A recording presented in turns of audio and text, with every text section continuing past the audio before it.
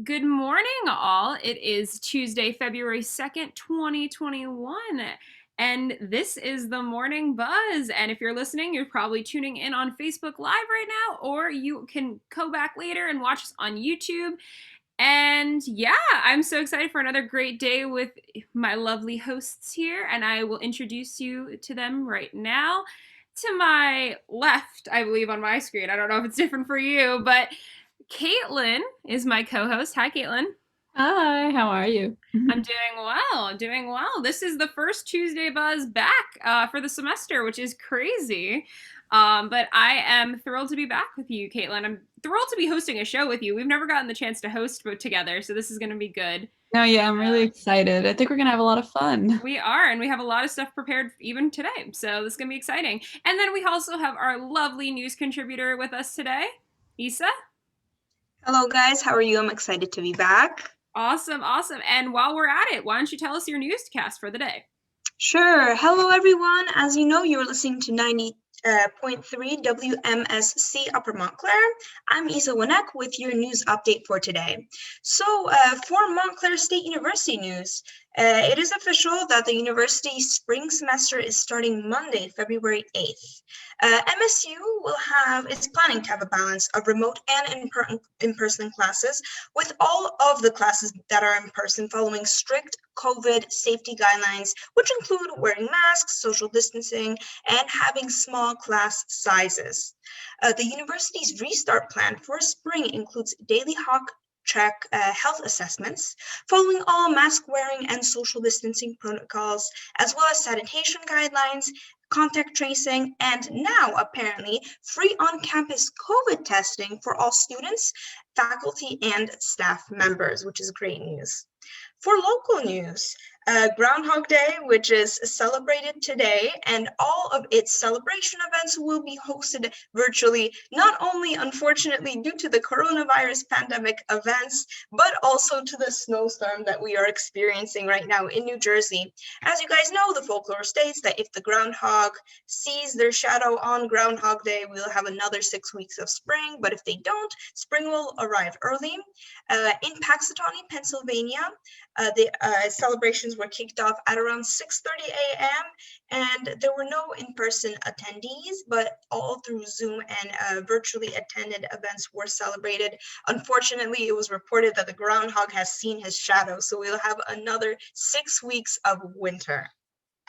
For U.S. news, in Monmouth University's poll for presidential approval rating has presented that Joe Biden has an approval rating that is lower than many incoming presidents since the dawn of modern polling, except for his predecessor, Donald Trump.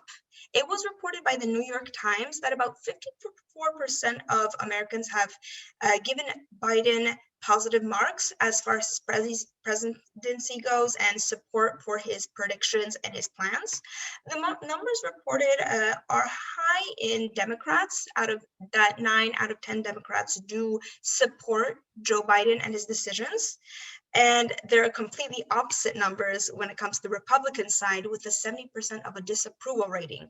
Yet with the election still fresh, the numbers are reported to shift with the president's next actions and upcoming moves.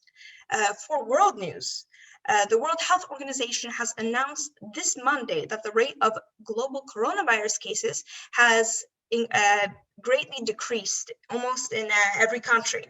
Though some countries still have a few cases in certain cities that are rising, or a few situations where they feel the pandemic there isn't as controlled, on a global level, there has been a great decline. Even though this is exciting news, the World Health Organization still warned many governments to maintain their safety protocols, to not necessarily change anything yet, and not to celebrate too early. WHO's director, Tedros Tedros states that many governments in the past have opened up way too quickly, and individuals have let their guard down too extremely, only to have the virus roaring back in again. So even if we still have this great news about us that the pandemic is maybe coming to a halt sometime soon, we still have to remain cautious and know that we are going in the right direction as long as we maintain the proper protocols and still stay safe. As far as weather in Montclair, it's quite snowy outside, with the storm slightly subsiding, but still snowing in some areas, with a high of 34 and a low of 27, with still a 70% chance of snow. Today we have 91% of humidity, and sunset will be around 5:05 p.m. With quite a clear night. So thank you very much. This concludes our news update for February 2nd, 2021 from WMSC. I'm Isa Winek, and I hope everyone has a great day. Oh, Amanda, you're on mute. I saw you trying to talk. I just realized that. It's okay. Thank you so much, Isa, for that lovely newscast. Really some really important stuff, and stuff that I didn't even know that was happening in there too. Like I think we all just discovered right before the show that it was Groundhog Day today, and we completely forgot. But I'm just so curious. Groundhog Day, like I can make so many jokes with it being like on Zoom. Like I think it's just, or like virtual. I think it's just so funny because it's like, how do you do that? Like someone's just with him, and then like they're like, okay, here we go. Like we're gonna check and see if he has like a shadow. Like I don't know. Wait, but and like, how do they normally do that? Like people just gather? Yeah, and that's why I never understood the day, to be honest with you, because honestly, I always don't feel like it was right anyway, even though they're like, oh, it's 6 more weeks of winter. Like, are we actually gonna have 6 more weeks of winter, or is it just gonna be like, I don't know, is it just gonna be like another 3 months, or like, I don't know, maybe like 2 weeks? Like, I don't feel like they're ever like actually like more accurate, if that makes any sense. And I mean, I know because we're trusting a groundhog, but I don't know. But I think it's important to note one of our other producers, Kenny, actually DM'd us saying it's $99 for a cameo. I don't know if anybody knows, but like sometimes when it's a birthday or something, you could reach out to like a celebrity or whatever and have them come on a cameo on a Zoom call or something like that. It is $99 if you would like the presence of Puxatawny Phil on your birthday or celebration or anything like that. And honestly, I don't know if that's what that's a bit pricey. Like no, let me go get the groundhog in my backyard and like let me thing. Like that's so like who would think like, oh, it's my birthday. Like that's what I want for my birthday. I just can't imagine that. I don't know at all. And I think it's so funny to me. Okay. I don't know. I don't know. I think it's a fun tradition we do, but I don't like. What does the rest of the world think of us when we're like, we're gonna just take this groundhog? They're trusting it.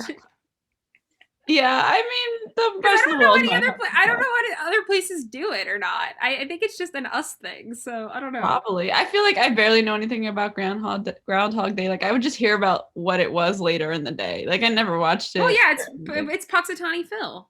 Yeah. I feel it started as like this just simple, strange, like funny cultural tradition, or like somewhere in like a small town, and then it became like a thing. Like everyone liked it because it was just spontaneous. Because yeah, how could you trust a rodent with the fact that he sees his shadow? Why not any other animal? Why not like a human being? Like, oh, if you see your shadow on this day. Yeah, like, it's a very unique tradition. What is it, a groundhog? Out of all other, like that's stupid, but out of all, I don't know. Maybe groundhogs have like a better intelligence than other like animals. I don't know. Like, I mean, I don't think they're the smartest animal, but like, I don't know. You know what else Isa said that made me happy? That the sun's not setting till like 5, which I haven't thought about the sunset in a while, but I know like when I was still on campus, which was like 2 months ago, everything got dark at like 4:30, and it was so frustrating. That's always so frustrating for me when I'm at work, especially like when I'm working, and then like I see it, like I come in for a shift at like 1, and then like at 4 o'clock I'm like, cool, the sun's gone, like bye. Like it feels so weird, and then I realize, oh, I'm not done with work yet, I still have like 5 more hours. It's just like, oh cool, I guess it's dark out now though, and I can't enjoy the sunlight anymore, and I don't know. But I also think what's great about that is it means we're moving to summer faster, which also means we can get out of the snow faster. And Caitlin, you wanted to talk about the snow a little bit, right? Yeah, I did. So I mean, I'm sure most people know it snowed already. Yeah, I It's know. I snowing check all your day. windows, I think. I mean, if you don't know, that's a little crazy. But anyway, so on NJ.com, they were talking about it, of course. So we had a nor'easter, and everybody was basically talking about how their snow day affected them. I know I saw a lot of animal pictures, which I thought was really cute, like my mom's friends and my roommate, like their dogs playing in the snow, which is so heartwarming. I never had a dog, and they get so excited in the snow, and it's just adorable because I have a cat, and like my You cat seem would like a never. dog person, though. Like, Really? yeah, you do. Oh my god. I don't know. You seem like you would have like, I don't know, one of those small dogs, like one of those like small, like little like yappy dogs. You know what I mean? It definitely would be okay, yappy sounds annoying, but like it would definitely would be a small dog because big dogs freak me out. But like You maybe don't a want a few dog babies. jumping on you, like really, like in like almost knocking you down, basically. Yeah, Is what you exactly. don't I have want. my cousin has a German Shepherd, and I went to her house. This is like a year ago, but like the dog got excited and like jumped on me, but they're so tall when they jump up, and I was just like, Yeah, and they push like all their weight on you, so they're yeah. just like, yeah, yeah. And they all thought it was cute, and I was like, no, no, no, please get your dog off me, please. I I've been completely tempted. understand. Like I've been. yeah, go Oh, ahead, go go ahead. ahead. No, go ahead, Isa. Go ahead. Well, my cousins, they have a Great Dane, and he's still young. He's about I think he's like turning 2 now. And the only issue is that he still somehow thinks he's a smaller dog. So when he runs up to us, he runs and he jumps on people. Like he jumped on my grandmother with his whole weight. Like she was fine and everything, but still he's like maybe 120 pounds now, and it's this huge force. And also Great Danes, I didn't know about this, but they lean on you for some strange reason. Like they just like in a way show authority, or like they want to see who's like the strongest by leaning on you even when they stand by you, so they could easily knock you over like that. So even if when he would just like brush past me, he would just like lean on me or like someone else, and people would like fall over. It was funny, but like you have to be so cautious around them when they're young. It's crazy. That's wild. I know. I was gonna say though, you were talking about you only have cats. I was tempted to throw my cat out in the snow. I've shown them snow before, like just because I want to show them what it's like. Because they're think about it, cats never leave the house, so it's like they don't know what this is. And like I know my cat was like out looking out the window yesterday, like when the snow was coming down. So I would like want her to like see like what it's like, and so like we've let them test the snow before, but I haven't done it yet. Well, it's a little too cold out right now, so I wouldn't do It that. is very cold. I feel like my cat would freak out. I don't think she would enjoy it. But yeah, the snow. I think this was like wild. There was like so much wind last night, and I don't think I've ever experienced too many snowstorms where I feel like it started on like Sunday, and we were still going into Tuesday, like early Tuesday, like with the snow. Like I don't usually I feel like it starts like a Sunday night and it goes till Monday and like mid-afternoon's over. Like I don't really like see too many like full day storms anymore. And I don't know. We haven't had snow like this in a really long time where it kind of just wouldn't stop snowing, because I know like we went out to shovel and then it just kind of piled back up again, and like you shovel again and it just kept like happening. It was just a cycle that was kind of frustrating. Yeah. But pretty to look at, but I mean it does suck to shovel. But what my original question was, how was everybody's snow day? Like, are you guys like, what do you usually do on a snow day? Are you out there shoveling? Are you watching movies in bed? Like, you know, for me, I know I like to cozy up. I like to create a nice atmosphere, like pour myself some tea, like I often like to work on something, like whether it's like something either clearing clutter or working on like a small assignment, just to get myself into this like little cozy vibe, this atmosphere. I turn on like warm lights, usually some nice music, or also if you guys go on YouTube, listen to like ambiances, like a snowy ambience, or like a cozy cottage with like I'm a coming over to fireplace. Issa's house next snowstorm. I think it's like she's got like the right thing going on. Like it's fun. It really it makes me like really appreciate the fact that it's nice and warm and cozy inside. But I always do make it like a little goal for me to go outside, at least to like get a feel for what the weather is like. Yeah. Because I really, ever since I was younger, I loved the snow. I really enjoyed it, and I do like my best to make it at some point of the day that I do go outside and just like feel the coldness, maybe see the snow, maybe like I have a twin sister, so we have like snowball fights and whatnot, so it's really fun. Or at least help my dad a little bit with shoveling, just to be outside and enjoy like the cold, fresh air. Mm-hmm. That's good. I love that. You had such like a cozy day. I feel like I normally kind of have like a mix of things. I feel guilty if I don't experience the weather, but then at the same time, I don't want to go outside because it's so cold. Like the last time it snowed, I would think I was doing work for my winter course. So I was just so stressed out and in my room the entire day. But this time, like, I woke up early and then I took like a 2-hour nap. And then when I woke up again, I was like, I'm going in the snow. And I made like a snow angel. And then I came back in after like 5-10 minutes because it was just really cold. And when you're outside, it was like just kind of coming right on your face. Like it was kind of suffocating. But that happened, and then I was like on the couch with a blanket eating food and watching TV. So like, I like a nice little balance. You did have a nice balance. I think I mostly stayed I did not go outside at all yesterday, but I mean I had like to do some work and stuff like that, and I watched some TV and stuff, so that was good. So but anyway, moving on from the snow, because I think we're going to be dealing with this for a little bit right now, digging out and stuff today from the snow. Of course, it wouldn't be another day on the Morning Buzz if we didn't talk about COVID, because that obviously is still a thing that's still going on. And it's kind of funny. I mean, with all the snow stuff, I feel like we were talking about it yesterday on the Buzz that I feel like there's probably going to be significantly less cases tomorrow, like from yesterday and such, because people really couldn't go outside. So like, if you were trapped in your house, this is almost like what everybody's wanted for months, is to stay inside. And so this was the way. There was a snowstorm. Mother Nature sent us a snowstorm, you know what I mean? But obviously we still have COVID. COVID is still an issue. Even where cities, it's kind of starting to slow down a little bit.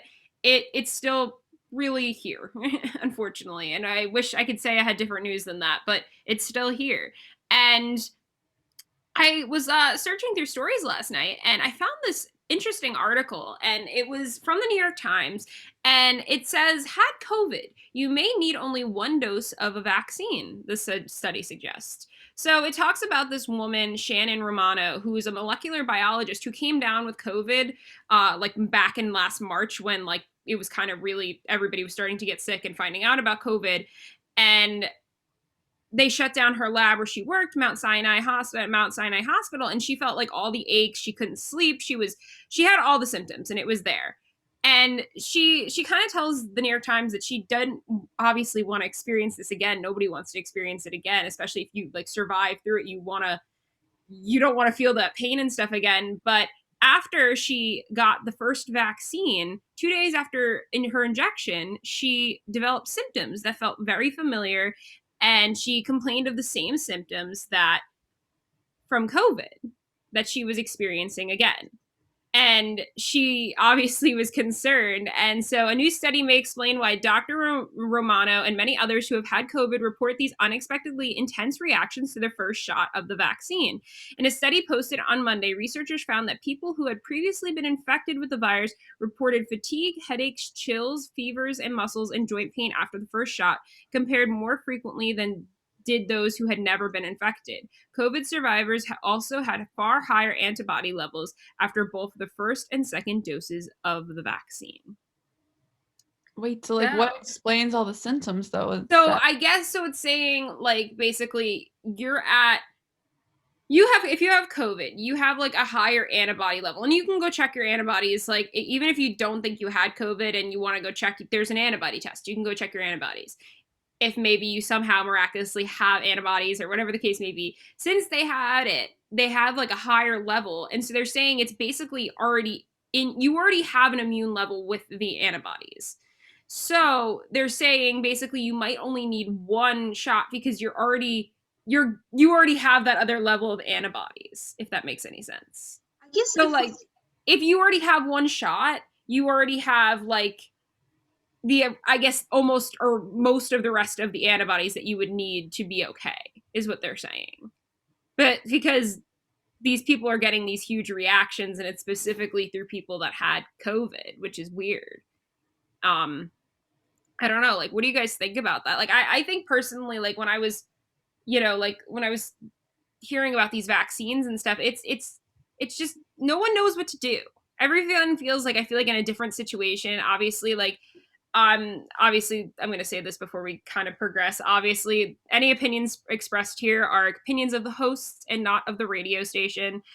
But like I'm cool with vaccines. My mom's already been vaccinated for the first dose. Um, and I think it's great, and especially if people want to, but I understand why people also have concerns and worries. But this is weird, and I know people are probably like alarmed now because now they're like, well, what if I already had COVID and I don't want to take the vaccine? But I think we have to just kind of like play with, like, hear what the science keeps saying to us, because this is still very much developing. We're still learning things about this virus. We're still learning things about like the vaccine and how it's going to react in certain people. How I think it's still wild that the virus acts differently in everybody's bodies. So I think this is also what's weird. So I don't know, like I'm not a scientist. I'm not a doctor. I did not go to medical school. So I can't inform of that this is the right thing or not. But obviously, if you keep going through the article and if you're more curious, it's on the New York Times website. But they did say people are obviously skeptical of this too, because if you're supposed to get the full vaccine, you're supposed to get the full vaccine. So like, I do get what you're saying, and I do agree with you that I believe it's relative per person. How do they each react to COVID? Because I have heard of cases where people said that they had like chills, it was a hard time for them to breathe, like they had these serious symptoms that they needed to be even hospitalized for. But on the other hand, there were people who didn't need hospitalization and said that it was like a small cough. It was like having the cold or like having a fever, and that's it. Like it wasn't that bad. So I do agree with you that the fact that it is relative, and I believe that with the vaccines the same way, that people react to it differently, because after all, it is a dose of the virus, because we're being vaccinated to develop antibodies by giving us a small dose of the virus. So depending on how everyone reacts, I believe that's what kind of yields these results. And with this fact that I've heard news stories, rumors, but I'm not sure is it true that Johnson & Johnson is developing a vaccine that apparently only needs one dose? Yes, okay, they confirmed. But yeah, and I believe some people are also thinking that since they already have, like you said, half the most of the antibodies from COVID, that only one dose will suffice. But I feel that we are too early in the stage really to determine, and time will tell the best, because we just started with these vaccines. We haven't even really had enough time to fully see what results are we yielding, and are they really working the way we want them to. Yeah, I mean, the thing is, like Amanda said before too, there's just so much that we don't know, because people are reacting differently, and it makes things so much harder when you're developing a vaccine too, because it's going to affect everybody differently. But with the COVID vaccine, I know it's a little different than regular vaccines, because it's not necessarily giving you COVID. It gives you like the genetic mapping of the virus, I think, so that your body, when it enters your body, if it does, your body's not confused as to like, oh, what is this? Like they kind of are familiar to it. So that's like another thing. It's not like you're getting COVID when you get the vaccine.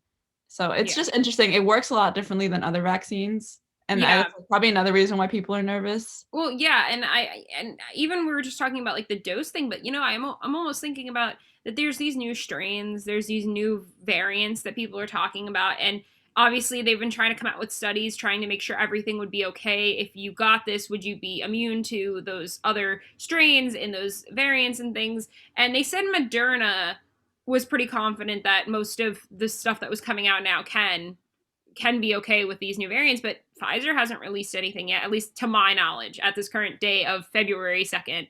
But they haven't released anything, and I know with Johnson & Johnson, they weren't too sure either if it was going to be. And so that's another worry that we're all going to have. And I don't know, it's just all up in the air, and it's just nuts to me that, like, I mean, I'm thankful we're at this place. I feel like a lot of us a year ago didn't think we would be here with vaccines like already, but there's still a lot of learning to do, and there's going to be a lot of learning for years to come. I mean, everybody always tries to compare it to the flu, even though it is not the flu. And what they say with the flu has been, the vaccine develops every year, and it just keeps developing because different strains of the flu come out and whatever. Same thing with COVID. It's just going to keep happening. I feel that we are going to be kind of here with COVID kind of probably for the rest of our lives. Like, I feel like it's going to, some level, it's going to be here. It's just not going to be as prominent as it is now. I feel like it's gonna be like the flu. Like there's a flu shot you could get. There's a flu shot, or like it's here. Maybe someone goes out once in a while for COVID, but most of the people would probably have the antibodies by that point, and you kind of just move on. Yeah, definitely. I mean, it's just scary to me. Like every time I hear about there's a new strain or something, I'm like, oh my God, like you really have no control over any of this. Like, how do new strains even form? Like, it's just so. No, I know. And that's where Amanda's like, I don't have a medical brain, so I don't know what this means. I don't know what this means. But, I don't know. Like, going back to the subject of like only taking one though, like, what are your thoughts on that, guys? Like, what do you think about that? Like, obviously, for Pfizer and Moderna, if you guys haven't known yet, it's 2 doses for both of them. So you get one. I believe the Moderna one, you could actually go a longer period before getting the second dose, because I have family that have gotten the Moderna, and it's a little longer than my mom who got Pfizer. So like it's like a little longer of a period. It's not by much, but it's by a few days that you can kind of wait a little longer. And obviously they do different things. The Pfizer, I believe, is 95% efficient, while Moderna is 94%.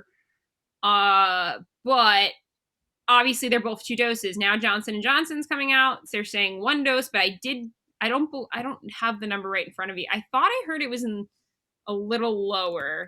But yeah, I thought I saw something that it was like 70%. But that's what I thought too, but I'm going to look it up. It's like 66 or 70. I saw it on an article. But yeah, I mean, if you already had COVID, it kind of makes sense that you only need 1 dose because you have antibodies already. But if you get the Pfizer or the other one, like if it's intended to be 2 doses, like how does that necessarily work too? Because wouldn't you need the second half of it even if you did have COVID already?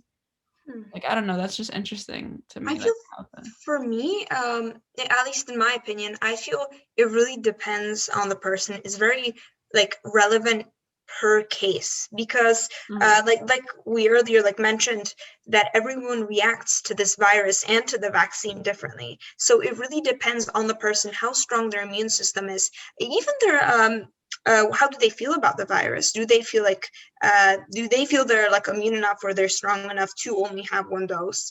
And yeah, that's true. If there are 2 vaccines, then it makes sense to take both.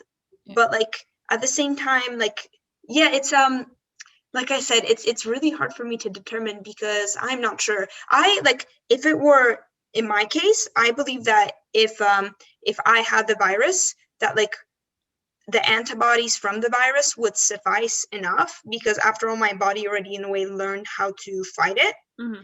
So yeah, I believe the 1 dose like would be my choice. But at the same time, it's hard for me to tell because I hadn't experienced it. Knock on wood, and I hope none of you do either. Mm-hmm. But it's very, very, very relevant in my opinion.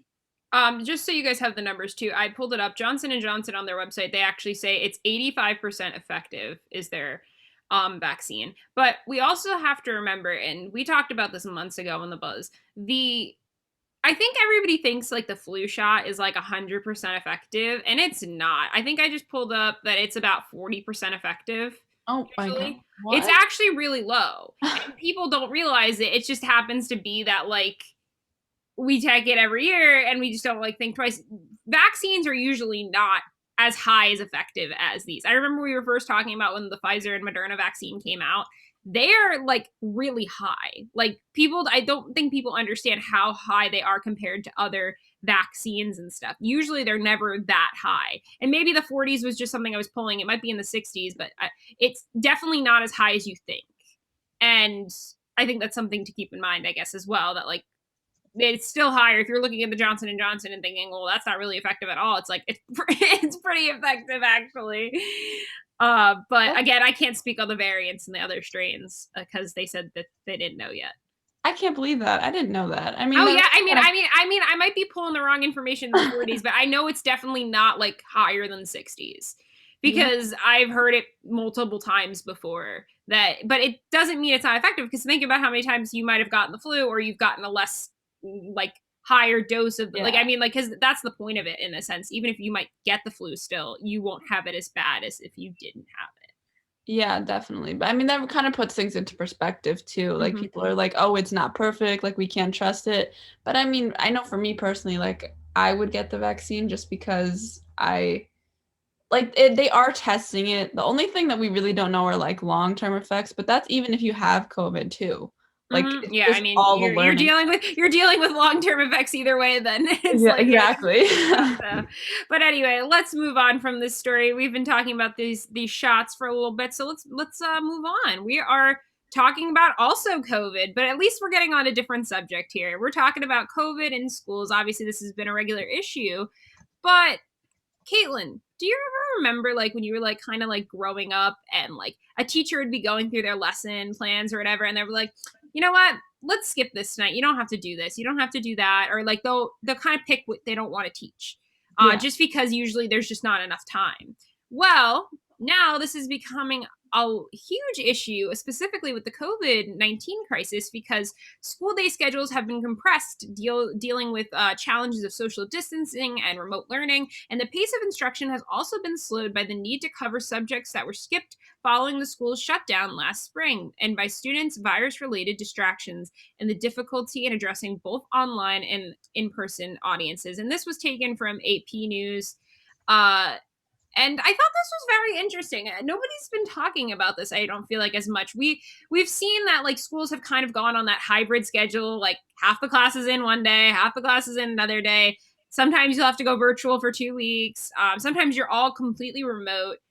I I know it's different for college, but if we're looking at elementary and high schoolers, how is this affecting them? And like how the fact that they're probably skipping lesson plans, or if they're a teacher that teaches all the subjects, like when you're in elementary school, you might be jumping over, you know what? I don't think science is important right now. You need to learn English and math. And think about that. Teachers might be making those choices or cutting their lessons down. And this is kind of crazy because I mean, if we look back on our childhood, we remember being in science class, we remember being in English, we remember being in math, like whatever. Like, how is this going to affect the kids as they start to grow up more and they miss important lessons of things that, even though they might not pursue a career in one of those things, they're still important to know. I mean, for example, I think the woman in this article is talking about how she had to skip over like talking about the periodic table and things like that, and like for the lesson, like she didn't tell them to memorize it, like, or memorize like some of the formulas and stuff that needed to be discussed in the class, when normally she would have them memorize it, and instead she gave them a sheet to use on their tests and stuff. Like, and that's kind of nuts. I don't know, what are you guys thinking about this? Yeah, I mean, it's definitely so different because, oh my God, I had this one thought in my head and I forgot what it was. Oh wait, I remembered. Sorry, my brain. You know, it's funny because as a kid, if a teacher says like, "Oh, we're gonna skip this today," like you kind of get excited. You don't. Yeah, you get excited. You don't think about it. You're like, "Yes, I don't have homework tonight then," exactly. or whatever. And then like you don't know like the long-term effects of that because you're not thinking about that, of course. So like for us looking at it from an outside perspective, or just now that we're older, it's a little wild because it's stuff that they probably will have to learn eventually, because if they're in elementary school and high school, when you take chemistry or something, if you don't know the periodic table, you just kind of have to like learn it all over again. Yeah. College, like it's just interesting because you're gonna have to learn it at some point, which could make your life harder in the future or not. And I just think it's interesting too because a lot of people are, I mean, when you're virtual, it's weird because it's more challenging to focus and stuff like that, but also sometimes work-wise it's a little easier because you kind of skip over things. Yeah, so, and I think it's just a weird world because of that virtual aspect, and because like mentioned too, when you're dealing with issues at home, if your whole family is at home and they're all working from home and you're dealing with that distraction, or maybe your family member is sick and you're dealing with that, and it's so much to deal with. And I can't even imagine how some of these kids are I'm very thankful I'm in college right now. I'm thankful I don't have any siblings that have to go through all those issues right now, because I couldn't even imagine what this is like, because as I kept reading through this article from AP, they actually mentioned the teacher that they're talking about. Her name is Leah Foy, a chemistry and advanced placement biology teacher that works at York Suburban High School in Pennsylvania. And she said that when she teaches, she is constrained not only by her district's hybrid model, which leaves her with the 25% less instruction time, but also social distancing mandates that have forced her to scrap laboratory experiences. I didn't even think about that. The fact that you, like, when you're normally doing like a lab or something, you have to be like kind of on top of each other. You're working with each other with a group or something like that. And a lot of that gets taken away. Think about all the group presentations that you can't necessarily do anymore, like in person, and things like that that you learn from being in a classroom, like in a normal setting, not like this virtual world, you know?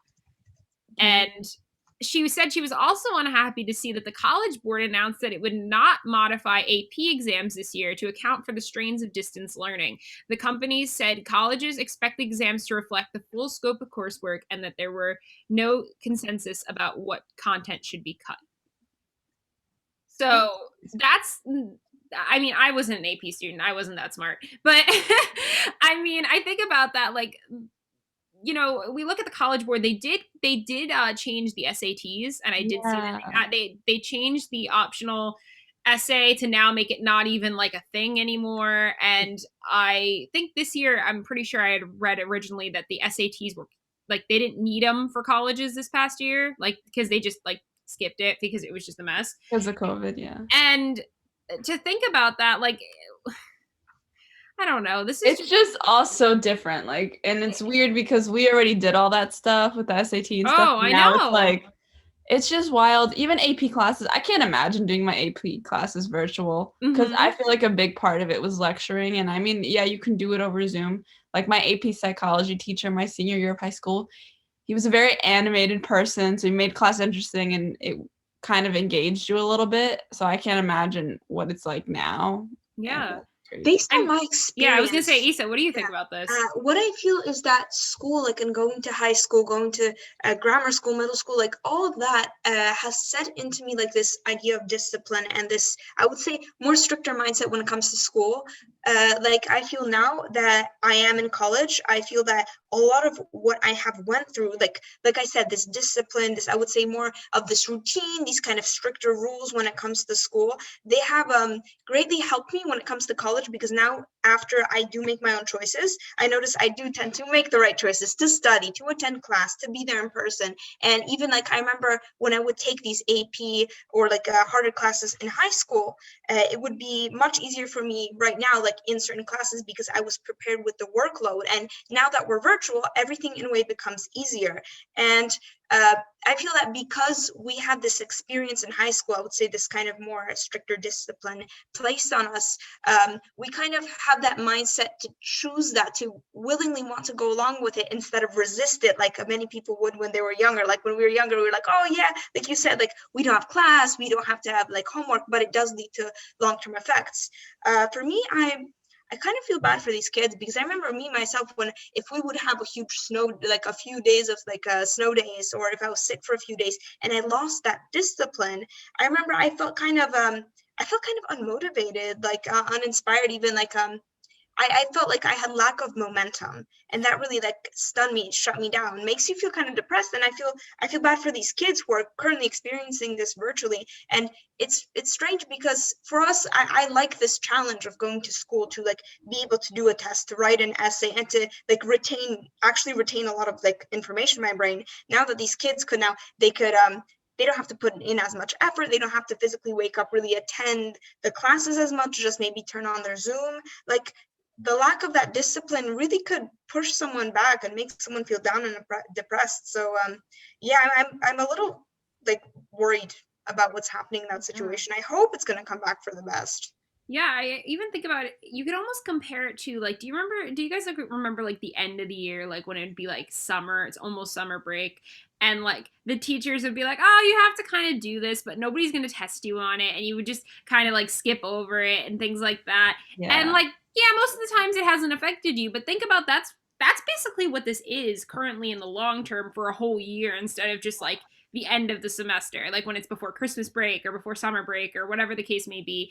And that's like nuts to me. I like you all said, like I just feel bad for these students. I know, like I've always laughed when I've compared what I've done in like elementary school and stuff, in high school and stuff, with other friends. Like if we talked about what'd you read in high school, like these are the books you read, and now I'm like, is anybody even reading books anymore? Like in high school, like does anybody have that? Is anybody actually giving them the time, or are they giving them a quick summary and telling them this is what happens and this is why this book is important, and then like let's move on, like because we don't have time anymore, because they're just trying to get through it. Like they just want to get through the year, and it's hard. I mean, people probably aren't reading because at the same time, like virtual learning gives you the opportunity to be lazy, which I thought was like, I'm guilty of it too. Oh, I'm so guilty of it. It's not even funny. I'm so no, guilty exactly. Which is why I thought Issa brought up a good point too, because I think at least for me growing up, like routine really is key when it comes to school. Like you get up in the morning and you switch classes and you just, even when you don't want to go to class or like you don't want to do something, you just have to. Mm-hmm. And now it's so different, like that they don't really have that. Yeah, and I mean, they were even saying, I know they were talking about this on the Buzz yesterday. Think about how kids are when they're younger, like even if they're only in the first, second grade, they're missing the opportunity to be like socializing and what you're supposed to do when you're a kid.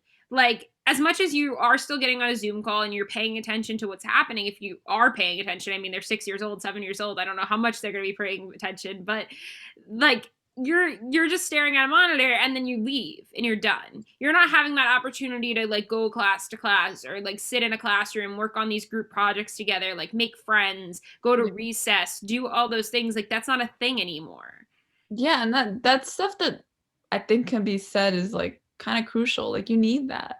Yeah, I feel like being in a physical environment itself differently somewhere outside just really gives you, I mean, at least in my opinion, like it would give me this like stimulus. Like I would be excited and I'm naturally curious, so I would like want to look around, explore, talk to new people. But if you're sitting at home, you're more inclined to kind of stay to yourself.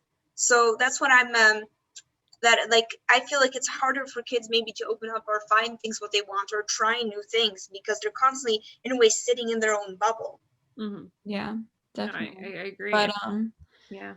Just I guess moving on from that. Yeah. There's so much to say. There's a lot to process, and there's a lot.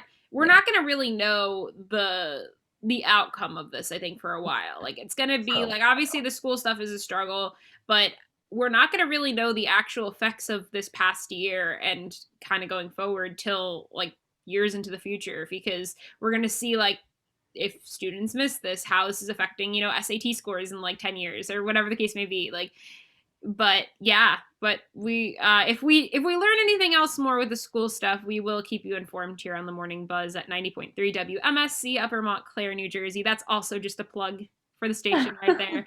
But Caitlin, you have a story. Go ahead. So I saw this on AP News and I just thought it was interesting. Okay, I'm gonna tell you what it is, and then because I it stood out to me because I was watching this comedy special on Netflix, and I forgot their name, but they made a joke about something relating to space, and then I saw this and I was like, wait, like that's wild. But anyway, so this is on AP News and it says that U.S. billionaire buys SpaceX flight to orbit with 3 others. So a U.S. billionaire who made a fortune in tech and fighter jets is buying an entire SpaceX flight and plans to take 3 everyday people with him to circle the globe this year. Besides fulfilling his dream of flying in space, Jared Isaacman announced Monday that he aims to use the private trip to raise $200 million for St. Jude Children's Research Hospital, half coming from his own pockets.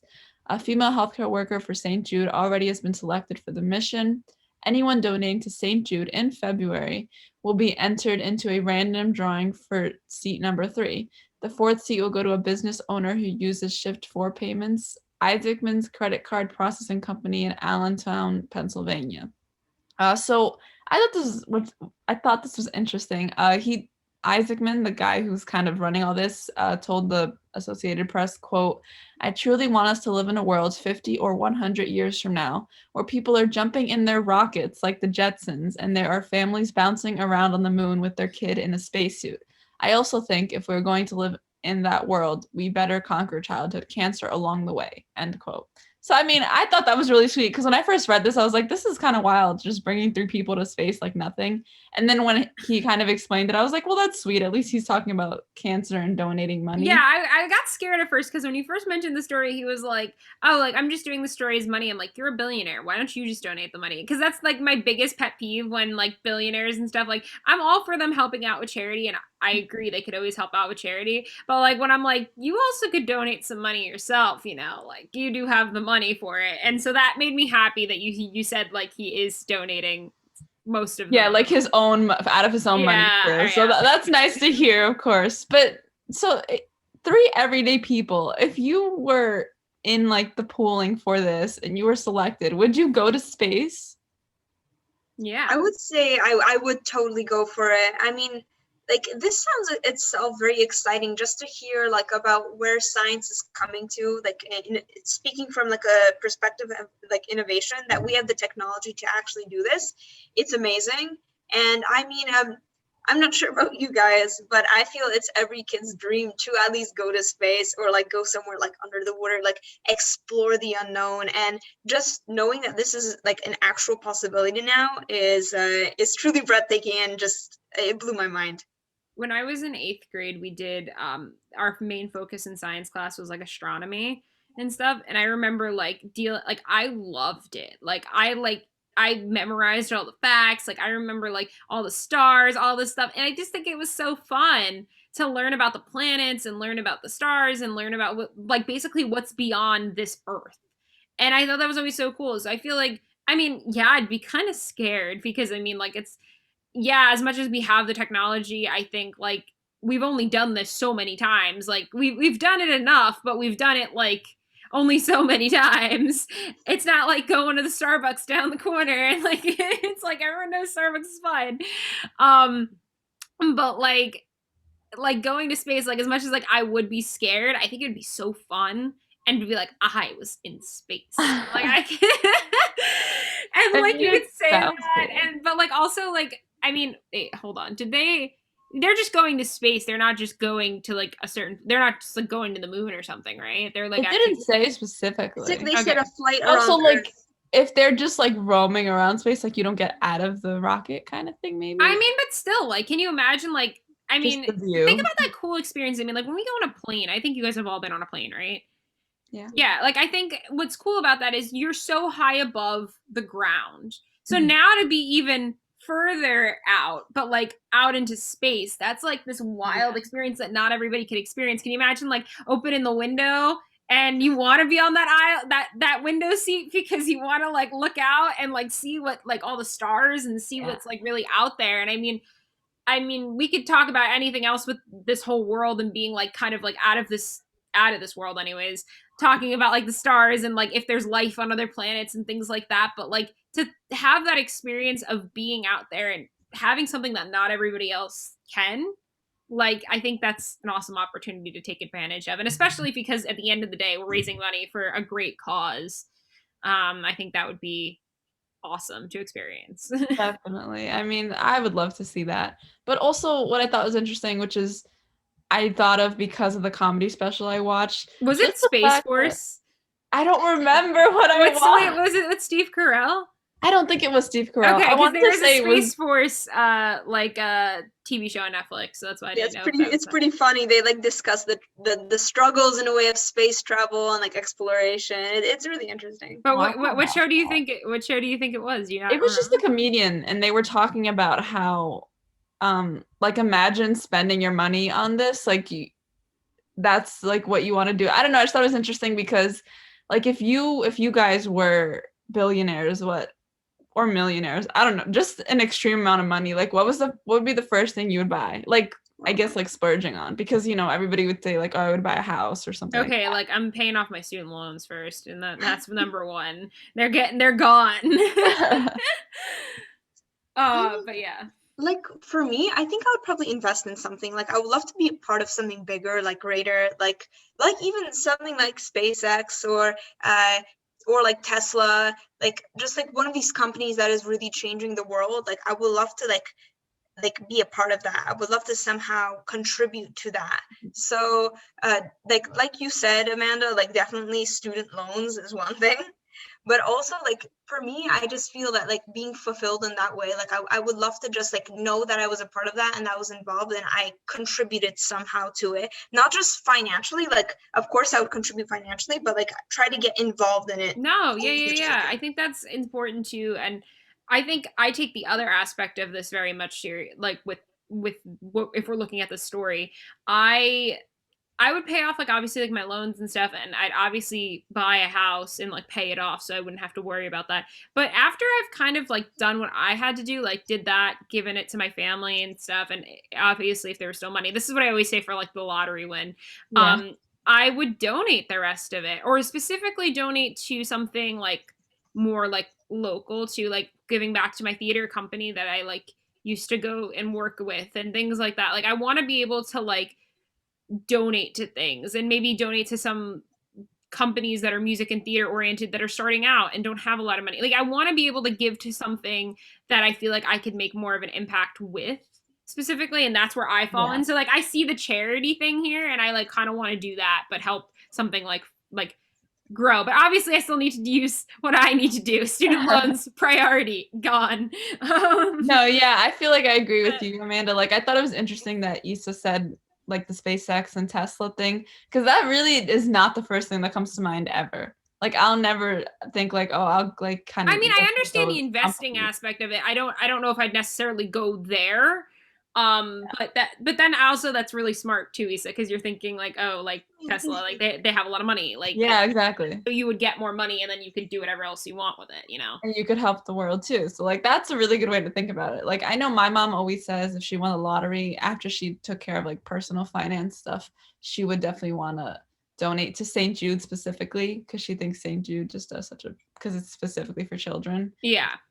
So definitely I feel like just donating would be a big thing. But yeah, that was just, it stood out to me and I thought it was funny, mainly because it's like, he was just going to bring 3 random people. Yeah, I mean, can you imagine like, also, like how does that work too? Does like someone else come with you like that like actually knows stuff about space, like something like an actual like scientist or somebody? Like do they like hop on with you too and like direct you and like because they're not just going to send 3 randos like to space. Like you have to like have, I'm being serious, they have to have somebody else with them. Like it's probably so time consuming because I bet that when you get selected you're probably gonna have to go through all these trainings. It's probably like months of preparation. And I bet there's I bet there's some sort of health screening process because I even remember when we learned about like astronomy and like what different astronauts go through and the training, that apparently when you do go to space, there are physical changes in your biology, in your body. Like I heard your bones become lighter. They say there's muscle loss because of the zero gravity effect.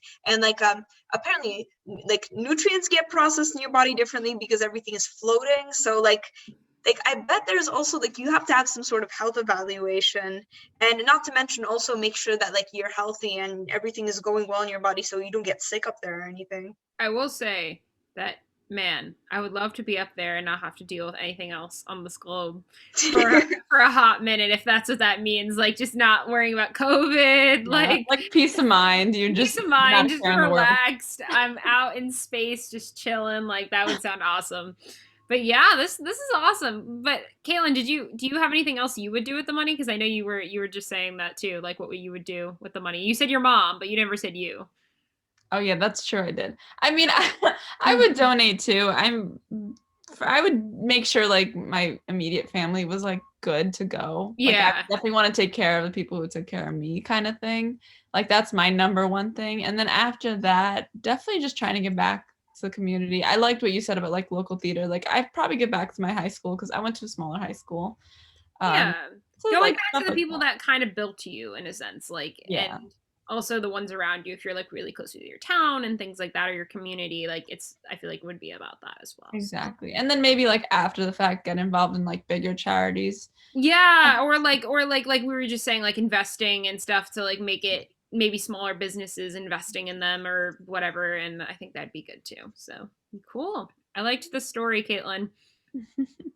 All right, so to close out the show, normally we would have a music segment. Our music team is been working with us on that, and they will be starting next week. But in the meantime, why don't we have just some music news? And in that music news, it was announced yesterday, this was posted on NJ.com, that Tony Bennett, the legendary singer, has Alzheimer's, but is still continuing to sing anyway. So it was revealed from his wife and son in the AARP, the magazine, that Bennett was first diagnosed with the irreversible neurological disorder back in 2016. And it said that he still endures increasingly rare moments of clarity and awareness. And he still continues to rehearse twice a week through his 90-minute set with his longtime pianist, Lee Musker. And the magazine says he sings with perfect pitch and apparent ease. I thought this was really interesting. My mom actually told me that he was diagnosed yesterday, she heard about it yesterday. And I was like, really? I didn't see it anywhere.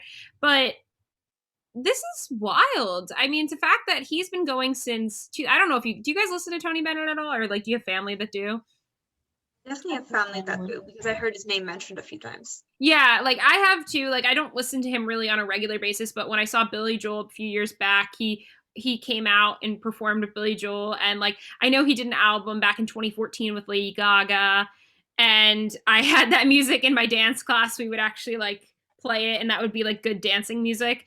But anyway, I think this is kind of crazy that since 2016 he's had this and has not said a word about it and still continues on with a normal life. And I think this says something about celebrities in a sense, that they want to hide part of their private life, and I think that's okay.